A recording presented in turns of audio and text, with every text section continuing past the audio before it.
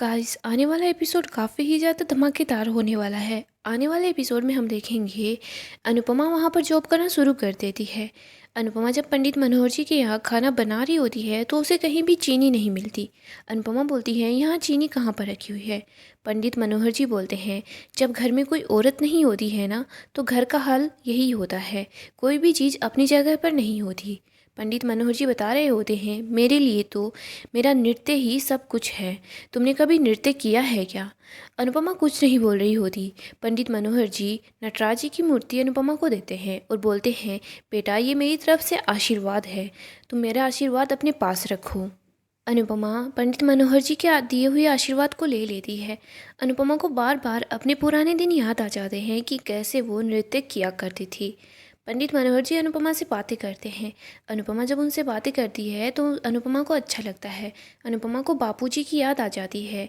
अनुपमा को पंडित मनोहर जी में बापूजी की छवि दिख रही होती है। अनुपमा सोच रही होती है बापूजी आज मुझे यूँ लग रहा था कि आप मेरे सामने खड़े हो।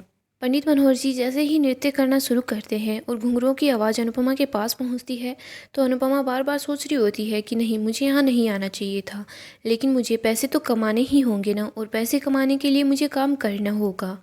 अनुपमा सारा खाना बना देती है। पंडित मनोहर जी को अनुपमा के हाथ का खाना बहुत अच्छा लगता है, वो अनुपमा की बहुत तारीफ़ करते हैं। अनुपमा भी खुश हो जाती है कि उसका खाना उनको पसंद आया। इधर हम देखते हैं गौतम मोटिबा के पास जाता है और मोटिबा को प्रार्थना की रिपोर्ट्स दिखाता है। मोटिबा को पता चल जाता है कि प्रार्थना प्रेग्नेंट है। गौतम ने पहले ही सोच लिया होता है कि वो सब कुछ मोटिबा को बताएगा, क्योंकि मोटिबा पहले से बहुत गुस्से में होती है और मोटिबा जब इतने गुस्से में है तो वो ज़रूर ही गौतम का साथ देगी। गौतम मोटिबा को सब कुछ बता देता है। मोटिबा सोच रही होती है कि ये सब कुछ क्या है, प्रार्थना ने हमें कुछ भी क्यों नहीं बताया। गौतम बोलता है पता नहीं मोटिबा, ये बच्चा कहीं अंश का तो नहीं या फिर मेरा है, मुझे कुछ समझ नहीं आ रहा। प्रार्थना ने मुझसे ये बात क्यों छुपाई अगर ये बच्चा मेरा है तो। मोटिबा बोलती है मैं अभी प्रार्थना से बात करूंगी। मोटिबा और गौतम दोनों कृष्ण कुंज चले जाते हैं। मोटिबा वहाँ जाते ही चीज़ों को इधर उधर फेंकने लग जाती है। मोटिबा बहुत ही ज़्यादा गुस्से के अंदर होती है। पापा बोल रही होती है वसुंधरा जी ये सब कुछ क्या है, अब हमने क्या कर दिया है जो आप इतने गुस्से में यहाँ पर आई हो। मोटिबा बस प्रार्थना को घूर रही होती है। पा को पता चल जाता है कि प्रार्थना ने कुछ ना कुछ जरूर किया है जिसकी वजह से ये लोग इतने गुस्से के अंदर हैं। इधर गौतम सोच रहा होता है ये मेरे लिए बहुत खुशखबरी होगी, क्योंकि अगर ये बच्चा मेरा हुआ तो मोटिबा कभी भी मेरा और प्रार्थना का डाइवोर्स नहीं होने देगी। प्रार्थना को वो समझा लेगी और प्रार्थना फिर से मेरे साथ ही होगी। गौतम ये सब कुछ प्रार्थना को खुद से दूर न होने देने के लिए कर रहा होता है, क्योंकि उसे अभी भी कंपनी में हिस्सा चाहिए।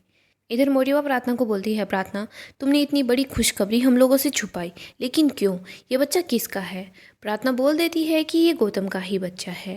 मोटिबा प्रार्थना को बोलती है प्रार्थना तुम अब गौतम जी से डाइवोर्स नहीं ले सकती, क्योंकि अब तुम बच्चा है तो तुम दोनों के बीच सब कुछ ठीक हो जाएगा। तुम देखना, तुम मेरी बात मानो और डाइवोर्स मत लो। लेकिन गाइस आपको क्या लगता है, क्या प्रार्थना मोटिबा की बात मान लेगी या फिर वो गौतम से छुटकारा पाकर रहेगी? हमें कमेंट में ज़रूर बताएं।